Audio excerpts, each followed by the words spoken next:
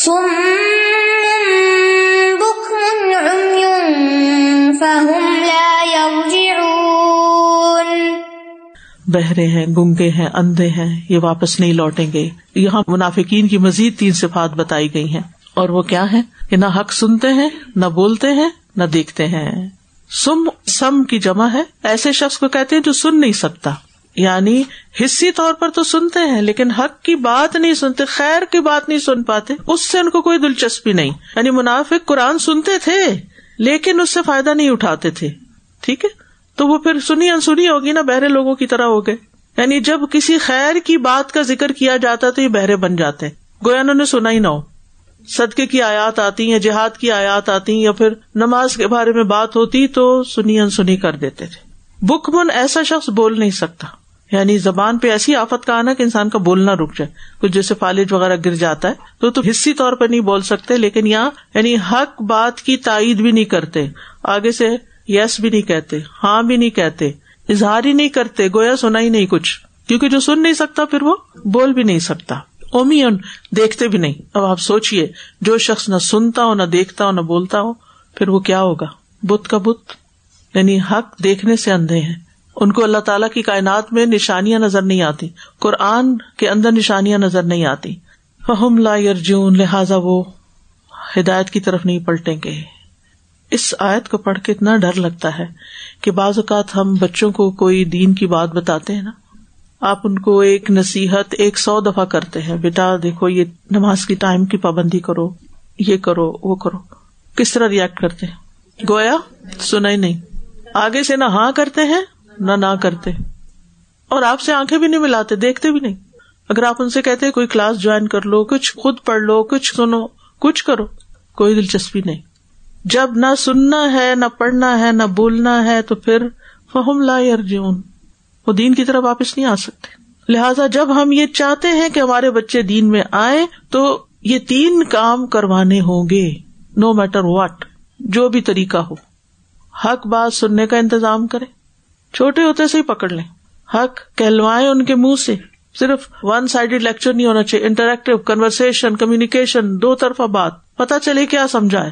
اور پھر اللہ کی نشانیاں دکھایا کریں. کھانے کی میز پر بیٹھے، اسے ضروری نہیں کہ ہر وہ کلاس سیٹ اپ بنا کے ان کو آپ لیکچرنگ کریں، نہیں، کھانے کی ٹیبل پہ بیٹھے کوئی بھی چیز اٹھا لے کھانے کی، اس میں پہلے آپ خود یا تو اسٹڈی کر لیں یا پھر غور و فکر کر کے جو آپ کے دل پہ چیز اتری اب آپ ان کو بھی دکھائیں کہ کس نے بنایا ہے، تاکہ ان کے دل کے اندر سے شک نکلے.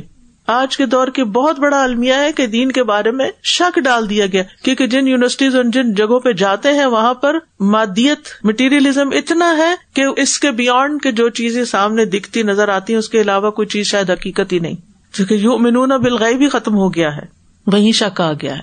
تو منافق کو حق فائدہ نہیں دیتا، وہ دل کا اندھا ہوتا ہے، آنکھیں اور کان ہوتے بھی فائدہ نہیں اٹھاتا. لہٰذا قیامت کے دن اس پر حسرت ہوگی. اللہ سبحانہ وتعالیٰ اس سے محفوظ رکھے. تو انشاءاللہ اس مثال سے آپ کو بات اچھی طرح سمجھ آ جائے گی. او کصیب من السماء فیہ ظلمات ورعد وبرق یجعلون اصابعهم فی آذانهم من الصواعق حذر الموت واللہ محیط بالکافرین. یا آسمان سے برسنے والی زوردار بارش کی طرح جس میں اندھیرے ہیں اور گرج اور چمک ہے. وہ کڑک کے باعث موت کے ڈر سے اپنی انگلیاں اپنے کانوں میں ڈال لیتے ہیں اور اللہ کافروں کو گھیرے ہوئے ہے. یہاں منافقین کی ایک اور قسم بیان ہوئی ہے، ایک اور گروہ، یعنی منافقین کی اقسام ہیں، ان کے درجے ہیں، سب ایک جیسے نہیں ہیں. کچھ کے اندر کچھ خصوصیات ہیں، کچھ کے اندر کچھ اور خصوصیات ہیں، کچھ اعتقادی منافق ہیں اور کچھ عملی منافق ہیں. تو ایک مثال اللہ تعالیٰ نے نار کی دی جو آگ ہے، اور دوسری مثال پانی کی دی. یہاں ان لوگوں کی بات کی جا رہی ہے جو مسلمان تو ہو گئے تھے لیکن ایمان کی کمزوری کی وجہ سے ہمیشہ شک و تذبذب میں مبتلا رہے. جب راحت اور اطمینان اور سکون کے حالات ہوتے تو مطمئن نظر آتے، لیکن جب دین کے رستے میں کوئی تکلیف ہوتی تو پھر شک میں پڑ جاتے. قرآن مجید میں آتا ہے وَمِنَ النَّاسِ مَن يَعْبُدُ اللَّهَ عَلَى حَرْفٍ، لوگوں میں سے کچھ ایسے ہیں کہ جو اللہ کی عبادت کنارے پہ رہ کے کرتے ہیں، پورے دین کے اندر نہیں آتے، کنارے پہ رہتے ہیں. فَإِنْ أَصَابَهُ خَيْرٌ اطْمَأَنَّ بِهِ، جب کوئی خیر بھلائی پہنچتی ہے مطمئن ہو جاتے ہیں. وَإِنْ أَصَابَتْهُ فِتْنَةٌ، کوئی فتنہ آتا ہے، مصیبت آتی، تکلیف آتی ہے، انقلب علی وجہہ، تو اپنے چہرے پر ہی پلٹ جاتا ہے. خسر الدنیا والآخرہ، اسے دنیا اور آخرت کا نقصان کیا. ذالک هو الخسران المبین، یہی بہت بڑا نقصان ہے. متقین کا انجام کیا بتایا گیا تھا کہ وہ کون ہے؟ مفلحون، فلاح پانے والے. کفار کا انجام کیا بتایا گیا تھا؟ عذاب عظیم، بہت بڑا عذاب ان کے لیے. تو منافقین کے لیے کیا ہے؟ وما ربحت تجارتہم وما کانوا مہتدین، جس کی تجارت میں فائدہ نہ ہو وہ کون ہوتا ہے؟ خسارے میں. تو منافقین خسارے میں ہے. اب اس آیت کا خلاصہ یہ ہے کہ منافقین کی مثال آسمان سے نازل ہونے والی بارش کی طرح ہے. اس بارش میں کچھ اندھیرے ہیں، رات کا اندھیرا، بادلوں کا اندھیرا، بارش کا اندھیرا. اس بارش میں گرج بھی ہے، چمکنے والی بجلی بھی ہے، اور بجلی کے جلا دینے والے کڑاکے بھی ہیں. تو بارش میں گھیرا ہوا شخص جب کڑکے کی آواز سنتا ہے تو اپنے کانوں کو اپنی انگلیوں سے ڈھانپ لیتا ہے، کہیں زور کی شدید آواز اس کے کانوں کو نقصان نہ دے یا کہیں وہ اس آواز سے مری نہ جائے. کیونکہ آپ تو یہ معلوم ہے نا کہ ایک حد سے زیادہ جب آواز تیز ہوتی ہے تو انسان کی موت کا سبب بن جاتی ہے. یہی حال منافقوں کا تھا. جب قرآن مجید کے احکامات وہ سنتے تھے تو بجائے اس کے کہ ان کے مطابق اپنے آپ کو ڈھال لیتے کہ یہ اللہ تعالیٰ کا کلام ہے اور اللہ سبحانہ وتعالیٰ رحمان اور رحیم ہے، ہمارا فائدہ چاہتا ہے، ہم اس پر عمل کریں، تو وہ کیا کرتے؟ آیات سے ڈر جاتے اور خوف کے مارے کان بند کر لیتے، نہیں سننا ہی چھوڑ دیتے. یعنی وہ کیا کہتے کہ ہمارا نہیں خیال کہ ہم اس پر عمل کر سکتے ہیں، یہ ہمارے لیے از ٹو مچ، آج کے دور میں اس پر عمل نہیں ہو سکتا. یہ آج مسئلہ نہیں ہے، یہ کل بھی مسئلہ تھا، اس دور میں بھی تھا. کان پہ انگلی رکھنے کا مطلب کیا ہے؟ نہیں سننا. ہیڈ فون لگا لو، کان بند کر لو، ماں جو بولتی ہے بولتی رہے، ہمیں نہیں سننا. یہ تو ہر وقت ڈراتی رہتی. یعنی دوسرے لفظوں میں یہ کہ وہ قرآن کی تعلیمات سے منہ موڑ لیتے ہیں. منافقین کا یہ حال ہوتا ہے کہ سن کے سنی انسنی کر دینا، یا سننا ہی نہ سرے سے، یا پھر منہ موڑ کے چلے جانا. اللہ چاہتا تو پہلے گروہ کی طرح ان کی سماعت اور ان کی نگاہیں لے جاتا، ان کو اندھا بہرا چھوڑ دیتا. لیکن اللہ سبحانہ و تعالیٰ کا دستور ہے کہ اگر کوئی شخص کسی حد تک بھی سننا چاہتا ہے تو اس کو سننے کا موقع دیا جائے. کیونکہ یہ ذرا بین تھے نا، جب اچھے حالات ہوتے تھے تو یا آسان احکامات ہوتے تھے تو وہ لے لیتے تھے، وہ سن لیتے تھے، اور جب ذرا مشکل آتی تو وہ چھوڑ دیتے تھے. تو اب الفاظ کو دیکھتے، او کصیب من السماء فیہ ظلمات ورعد وبرق. مفسرین کہتے ہیں کہ یہاں او واو کی مانند ہے، یعنی یہ نہیں کہ یا، بلکہ اور ایک مثال یہ بھی ہے. او کصیب، سیب کا مطلب ہوتا ہے بارش، یہ صوب سے ہے، صاد واو با، جس کا مطلب ہوتا ہے اترنا. اور بارش کو سیب کیوں کہتے ہیں؟ کیونکہ وہ اوپر سے نیچے آتی ہے. الم تر ان اللہ انزل من السماء ماء، کیا تم نے دیکھا نہیں کہ اللہ نے آسمان سے پانی اتارا. اور سیب موسلادھار بارش کو کہتے ہیں، خوب خوب برستی ہے، بکثرت نازل ہونے والی بارش. فیہ ظلمات، اس میں اندھیرے ہیں، ظلمت کی جمع، روشنی نہیں. رات کا اندھیرا، بادلوں کا اندھیرا، بارش کا اندھیرا. بارش کا اپنا بھی ایک اندھیرا ہوتا ہے. چاہے دن کو بھی بارش ہو رہی ہو تو کیا ہوتا ہے، آپ کے لیے ڈرائیونگ مشکل ہو جاتی ہے، بعض اوقات آپ کو اگلی گاڑی نظر نہیں آ رہی ہوتی. ورعد، اور کڑک بھی. رات بہت شدید آواز کو کہتے ہیں، اور یہ اس وقت سنی جاتی ہے جب بعض بادل بعض سے ٹکراتے ہیں. وبرق، برق چمکدار روشنی کو کہتے ہیں جو آسمان میں بادلوں میں چمکتی ہے. یعنی جو روشنی آسمان میں بادلوں کے اندر چمکتی ہے نا، جو بجلیاں چمکتی ہیں اور پھر کڑکتی ہیں اور پھر گرتی ہیں. تو مطلب یہ ہے کہ بارش جو ہے یہ ایسے ہی ہے جیسے آسمان سے قرآن نازل ہو رہا. جب بارش برستی ہے تو کیا اس میں صرف اندھیرا اور کڑک چمک ہی ہوتی ہے یا کچھ اور بھی ہوتا ہے؟ کوئی فائدہ ہوتا ہے بارش کا؟ اصلاً تو فائدہ ہی ہے، بارش فائدے کی چیز ہی ہے. لیکن جو کوتاہ نظر ہوتے ہیں وہ کہتے ہیں وہ موسم خراب ہو گیا اور سارا کیچڑ ہو گیا اور ڈرائیونگ مشکل ہو گئی، آج ویدر بڑا. یعنی کچھ لوگ بارش کو یا برف کے برسنے کو خراب ہی سمجھ، اگر بارشیں نہ ہو تو پھر کیا کہتے ہیں، پھر اپسیٹ ہوتے ہیں. بارش نہیں ہو رہی، پودے مر رہے ہیں اور خشک سالی ہو گئی ہے، پھر پریشان. اگر کسی سال سنو فالنگ ہو ہی نہ تو وہ سال اچھا نہیں سمجھا جاتا. سمجھتے ہیں کہ اس میں فائدہ ہے, لیکن وقتی جو تکلیفیں آتی ہیں اس کو برداشت نہیں کرنا چاہتے. تو یہ کیسے ہو سکتا ہے کہ آپ کسی چیز سے صرف فائدہ ہی اٹھائیں اور آپ کو اس سے کوئی تکلیف نہ ہو؟ لیکن چونکہ ان کی عقل پوری طرح کام نہیں کرتی, اس لیے بارش سے آنے والے فائدے ان کو نظر نہیں آتے, صرف جو وقتی ظاہری مشکلات ہیں وہ نظر آ رہی ہوتی ہیں, ان کا رونا روتے رہتے ہیں. ابن القیم کہتے ہیں پس وہ وحی جو اللہ آسمان سے دلوں پر اتارتا ہے, اللہ سبحانہ وتعالیٰ نے اس وحی کو اس پانی کے ساتھ تشبیہ دی ہے جو آسمان سے زمین پر اترتا ہے اور اس کے ساتھ زمین کو زندگی ملتی. بارش کیا کرتی ہے؟ زمین کو زندہ کرتی ہے. تو قرآن بھی دلوں کو زندہ کرتا ہے. اب بارش جب اترتی ہے تو اس میں اندھیرے بھی ہیں. اب یہ اندھیرے کون سے ہیں؟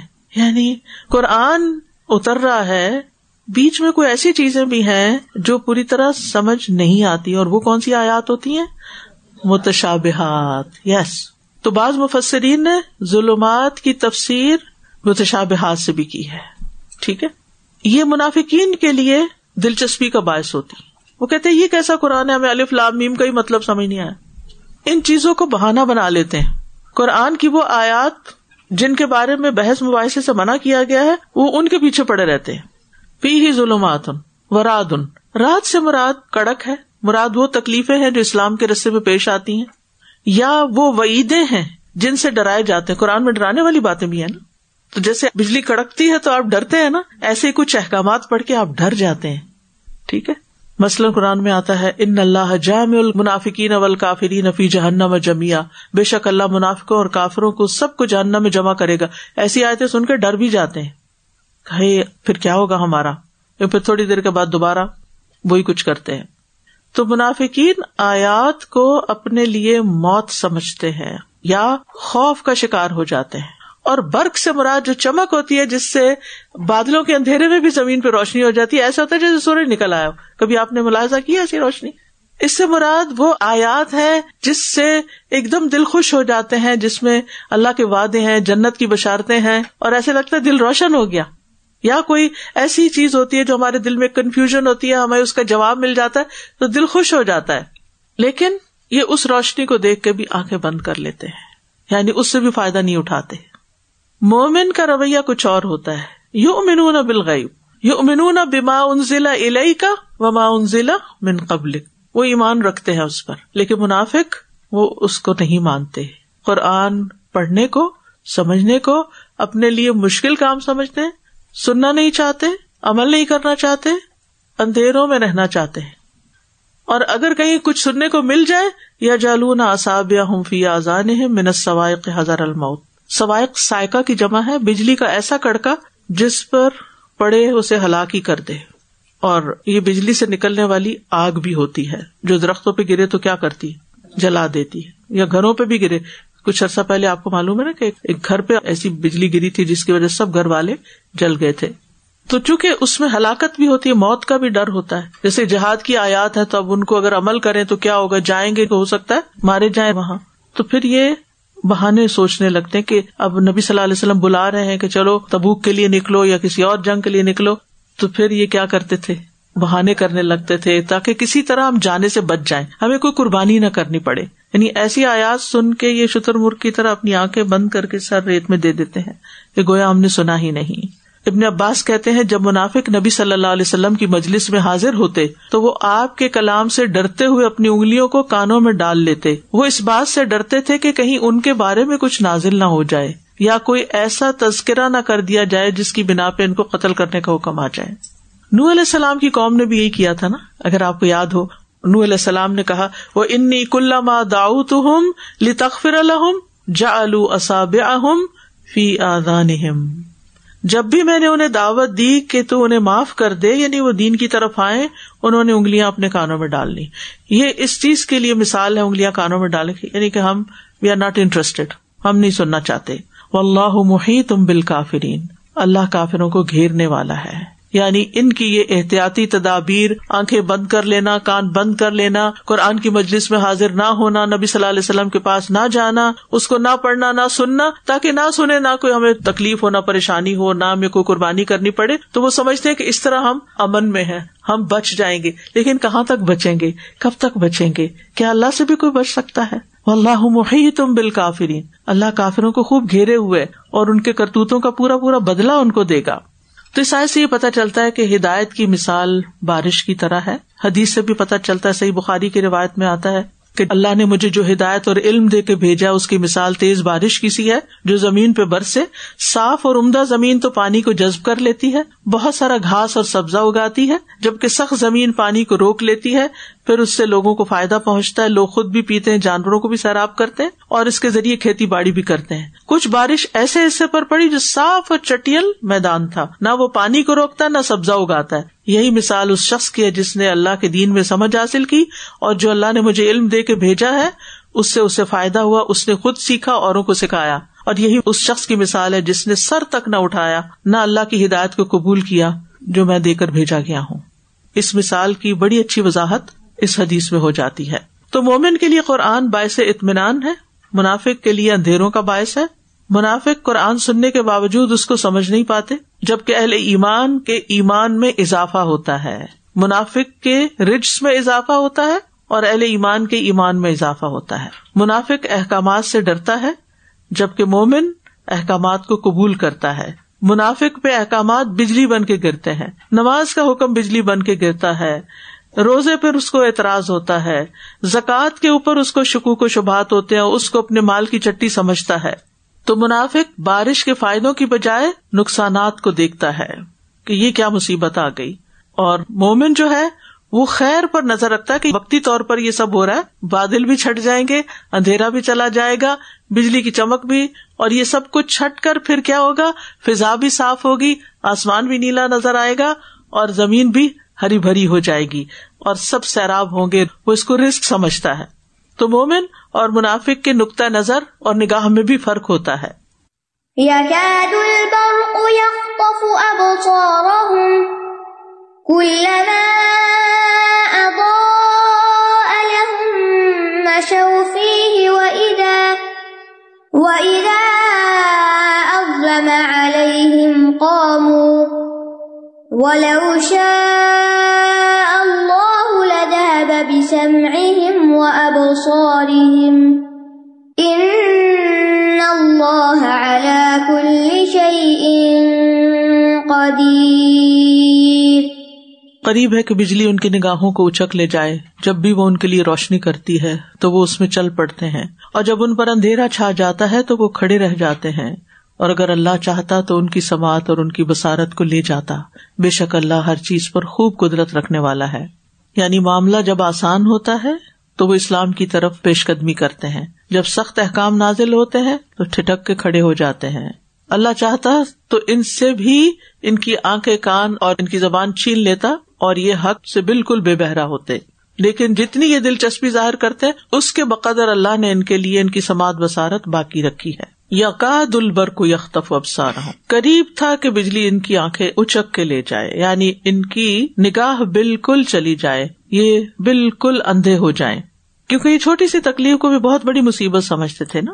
تو کلما اضاء لہم، جب یہ بجلی چمکتی ہے اور ان کے لیے روشنی ہوتی ہے، کوئی فائدے کی چیز نظر آتی ہے، مشوفی، پھر اسلام میں چل پڑتے ہیں، پھر دین کی طرف آ جاتے ہیں. وَإِذَا أَظْلَمَ عَلَيْهِمْ، اور جب اندھیرا چھا جاتا ہے، یعنی بجلی جب چمکتی تو کتنے منٹ کے لیے، تھوڑی دیر کے لیے، پھر دوبارہ اندھیرا ہو جاتا ہے، پھر رک جاتے ہیں. یہ کلما کا مطلب ہے تکرار. بجلی جب چمکتی ہے تو ایک ہی بار تھوڑی چمکتی، کتنی دفعہ، ہر تھوڑی دیر کے بعد چمکتی، پھر چمکتی، پھر چمکتی ہے، پھر اندھیرا ہوتا ہے. یہ چیز تو ہوتی رہتی ہے نا. تو اس لیے کلما تکرار کا فائدہ دیتا ہے، یعنی ایک دفعہ کی بات نہیں، بار بار ایسا ہی ہوتا ہے. اور منافق بھی ڈاواں ڈول ہوتا ہے، کبھی دین کی طرف آ جاتا ہے، کبھی دین سے نکل جاتا ہے، کبھی دین کی طرف آ جاتا ہے، کبھی دین سے دور ہو جاتا ہے. یعنی خلاصہ یہ ہے کہ اپنی مرضی کی آیات پر عمل کرنے والے ہوتے ہیں. یہ منافقین کی پہچان ہوتی ہے. دین میں پورے کے پورے داخل نہیں ہوتے، اپنی مرضی کی آیات پر چلتے ہیں. جہاں آسانی ہوتی ہے تو وہ لے لیتے ہیں، جہاں کوئی دین میں فائدہ نظر آتا ہے تو آگے آتے ہیں، جہاں دین میں کچھ قربانی کرنی پڑتی ہے تو پیچھے ہٹ جاتے ہیں. وَلَوْ شَاءَ اللَّهُ لَذَهَبَ بِسَمْعِهِمْ وَأَبْصَارِهِمْ، اللہ چاہتا تو ان کی سماعت اور بصارت لے جاتا، یعنی ان کے ہدایت کے راستوں کو بند کر دیتا، بلاک کر دیتا. یہ ایک طرح سے دھمکایا گیا ہے اور انڈائریکٹلی اشارہ کیا گیا کہ اب بھی چانس ہے، منافقت سے نکل آؤ. یہ میسج ان لوگوں کے لیے ہے جو آدھے دین میں اور آدھے دین سے باہر ہیں، کہ وہ کیا کریں, ادخلوا فی السلم کافۃ, دین میں پورے کے پورے آ جاؤ. ان اللہ علی کل شیء قدیر, بے شک اللہ تعالیٰ ہر چیز پر قدرت رکھتا ہے. اللہ تعالیٰ کو کوئی چیز عاجز نہیں کر سکتی. اللہ تعالیٰ جب کسی چیز کا ارادہ کرتا ہے تو بغیر کسی رکاوٹ کے اس کو پورا کر لیتا ہے. اور ہر کام, ہر چیز اللہ کی قدرت میں. وہ چاہے تو منافق کو سچا مومن بنا دے, اور چاہے تو ایمان والے اگر غفلت برتے تو ان کا دل پلٹ جائے. اسی لیے کہا گیا نا, ربنا لا تزغ قلوبنا بعد اذ ہدیتنا, یعنی اللہ تعالیٰ صالح چیز کو خراب میں اور خراب چیز کو صالح میں بدلنے پر پوری طرح قادر ہے. یعنی ہوپ اب بھی باقی ہے. تو اس آیت سے جو بات پتہ چلتی ہے وہ یہ کہ ہم میں سے ہر ایک کو اپنے بارے میں نفاق سے ڈرنا چاہیے, کہ کہیں ہم قرآن مجید کے کسی حکم کے بارے میں یہ نہ کہیں تو یہ بہت مشکل ہے, یہ میں نہیں عمل کر سکتا, اس سے تو زندگی بڑی مشکل ہو جائے گی, لوگ مجھ سے کٹ جائیں گے, فلاں چیز چھن جائے گی. حضرت حسن بصری نفاق کے بارے میں کہتے ہیں, مومن ہی نفاق سے ڈرتا ہے. کون ڈرتا ہے؟ مومن. اور منافق اس سے بے خوف ہوتا ہے. منافق بے خوف ہوتا ہے, منافق نفاق کے بارے میں نہیں ڈرتا. صحابہ نفاق سے ڈرتے تھے. ابن ابی ملیکہ کہتے ہیں, میں نبی صلی اللہ علیہ وسلم کے 30 صحابہ سے ملا, ان میں سے ہر ایک کو اپنے اوپر نفاق کا ڈر لگا ہوا ہوتا تھا. ان میں سے کوئی نہیں کہتا تھا کہ میرا ایمان جبریل اور میکائیل کی طرح ہے. اس کا فائدہ کیا ہوتا ہے جب کوئی نفاق سے ڈرتا رہتا ہے؟ اپنی اصلاح کرتا رہتا ہے انسان. یاد ہے جب حضرت حنظلہ نے کہا کہ نافق حنظلہ منافق ہو گیا. کیوں؟ جب نبی صلی اللہ علیہ وسلم کی مجلس میں تو اور طرح کا ایمان ہوتا ہے, گھر آتا ہوں بیوی بچوں میں لگتا ہوں تو دل بدل جاتا ہے, تو یہ کیا ہے, کہیں کچھ. حضرت ابوبکر سے ملے تو انہوں نے کیا کہا, میرے اوپر بھی یہی ہوتا ہے, چلو نبی صلی اللہ علیہ وسلم کے پاس چلتے ہیں. یعنی ان کو اپنی کیفیت کے بدلنے کی بھی فکر رہتی تھی. تو آپ نے فرمایا, اس ذات کی قسم جس کے ہاتھ میں میری جان ہے, اگر تم ہمیشہ اسی کیفیت میں رہو جس حالت میں میرے پاس ہوتے ہو یا ذکر میں مشغول ہوتے ہو, تو فرشتے تمہارے بستروں پر اور تمہارے راستوں میں تم سے مصافحہ کریں. یعنی تم تو پھر فرشتہ ہی بن جاؤ کہ کبھی بھی جن سے کوئی غلطی نہ ہو. لیکن اے حنظلہ, وقت کی بات ہے, آپ نے 3 بار یہ فرمایا. تو اب کیا ہے, جب ایمان کمزور ہونے لگے, جب بھوک لگنے لگے تو پھر کیا کریں, پھر دوبارہ کھانا کھا لیتے ہیں نا. انرجی ڈرین ہونے لگے تو پھر کوئی ایسی چیز لے لیتے ہیں جس سے انرجی بحال ہو جائے. ایمان کے اندر بھی کمزوری آتی ہے, جب ڈرین ہونے لگے تو واپس پلٹنا چاہیے ایسی چیزوں کی طرف جس سے ایمان بڑھنے لگے. اور اس بات پر پورا یقین رکھنا چاہیے کہ اللہ ہر چیز پہ قادر ہے, وہ مجھے پوری طرح دین میں داخل ہونے پر ضرور مدد کرے گا. اب غور سے ایک دفعہ آیات سن کے سمجھیے کہ کیا آپ کو مثالیں سمجھ آئیں. مثلهم كمثل الذي استوقد نارا فلما أضاءت ما حوله ذهب الله بنورهم وتركهم في ظلمات لا يبصرون صم بكم عمي فهم لا يرجعون أو كصيب من السماء فيه ظلمات ورعد وبرق يجعلون أصابعهم في آذانهم من الصواعق حذر الموت والله محيط بالكافرين يكاد البرق يخطف أبصارهم كلما أضاء لهم مشوا فيه وإذا أظلم عليهم قاموا ولو شاء الله لذهب بسمعهم وأبصارهم إن الله على كل شيء قدير. ہم سب کو اپنی بھی اور اپنے گھر والوں کی اور اپنے سب پیاروں کی, صرف اپنے گھر والے نہیں, اپنے سب پیارے اور جو پیارے نہیں بھی ہیں ان سب کی بھی فکر کرنی چاہیے. اس لیے مومن جو ہوتا ہے وہ اپنی ذات میں نہیں جیتا, صرف اپنے آرام اور اپنے